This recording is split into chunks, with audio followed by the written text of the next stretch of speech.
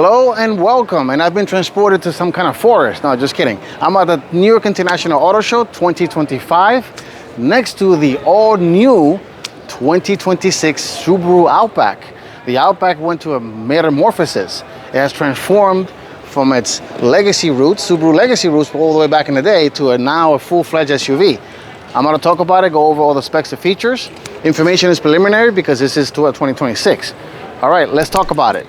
Up front, as you guys can see, a major departure from the current 2025 Subaru Outback, excuse me. You have this daytime running light. Let me turn on the hazards real quick so you guys can see what that looks like. This, I'm gonna guess, is the absolute top trim because of the interior features. And you have this nice little eyebrow here. Very, very blocky, in your face type of grille. The headlights are actually now down here compared to the current generation. So this is a combination daytime running light, and as you guys can see, it's turn signals. This one, I don't see any parking sensors, so I'm guessing it's missing. These are, I'm sure, LED fog lights. This trim looks like it has the front-facing 360 camera, so there's one camera there, and the automatic braking assist sensors back there, in combination with, of course, Subaru's famous eyesight system. 3 cameras. The other cameras were actually upgraded for 2026 with a wider angle view for 2026. Now since we're here, let's talk about the powertrain. Powertrain numbers are similar to the 2025. So this is a 2.5 liter 4-cylinder engine, making 180 horsepower and 178 pounds-feet of torque. Made it to, of course, Subaru CVT transmission, and of course, symmetrical all-wheel drive. So let's go around, keep talking about the styling. This is a very interesting green. Of course, typical, it will not be Outback without the Subaru Outback cladding. These are 225 60 on 18-inch wheels. These are, looks like Dunlop Grandeur tires. I'm sure they're all seasoned because this is not the wilderness trim. Nice little chrome, black mirror caps, and a nice little note I noticed. Look at this. This is actually hollow, so for air vents, which is kind of cool, and the texture feels nice. Of course, you got more of that cladding on the side, and like I mentioned, the Subaru Outback now it's in its own all new platform, so it's no longer sharing anything with the Legacy because the Legacy is going to go away after 2025. In the back, it kind of still retains its wagon form. It's wider than the current generation. Sadly, no LED turn signals. There's incandescent, but at least they're amber. And I do have this massive light that goes almost all the way around. And let's open the hatch, which this is why you buy. Outback has always been good on cargo, and it looks like it continues for 2026. So these seats, you can fold them down. You can put this little lever here. You do have grocery hooks, cargo hooks right here, holder for groceries and bags. So you can, of course, this one looks like it has a Harman Kardon sound system. So there's a base, the subwoofer right here, a little net on this side. And to fold the seats down, you got a little lever. You press that down. If I get the information, I will display the information for cargo capability in the video. So let's take a look at the interior real quick. Let's stop to the front seat, and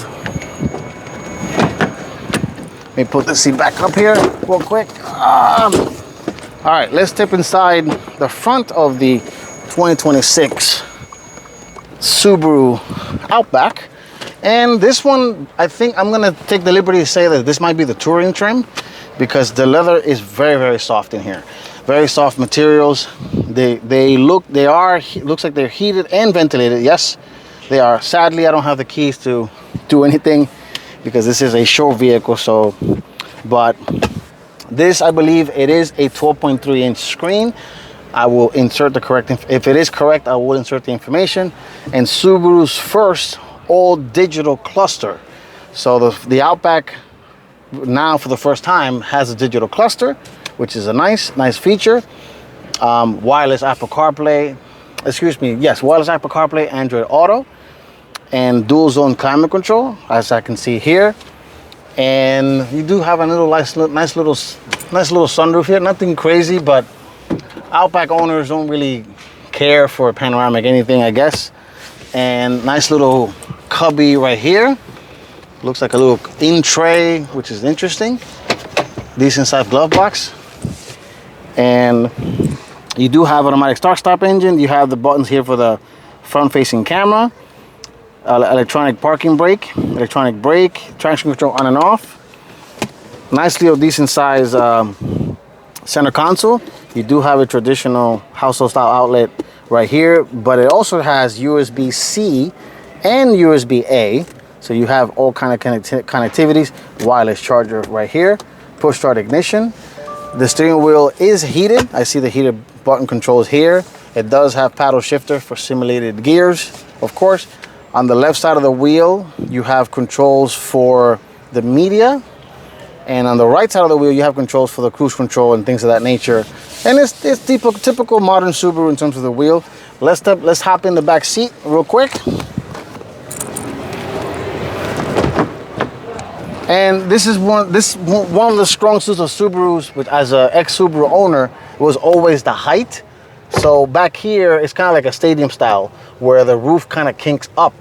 And you have a lot of headroom here. And this is not a bad place to be. You have multiple level pockets behind both seats, which is nice. You do have climate vents right here. Heated seats as well for the back seats, which I'm guessing this will probably be the top trim, touring trim, non-turbo. USB-C and USB-A back here as well. And nice little cup holders right here. I'm about 5'8". Of course, the seat is adjusted to how I would drive. Not too bad.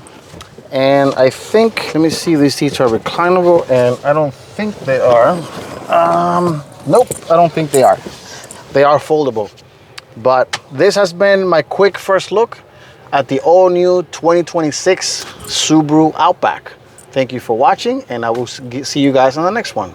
Take care and stay safe.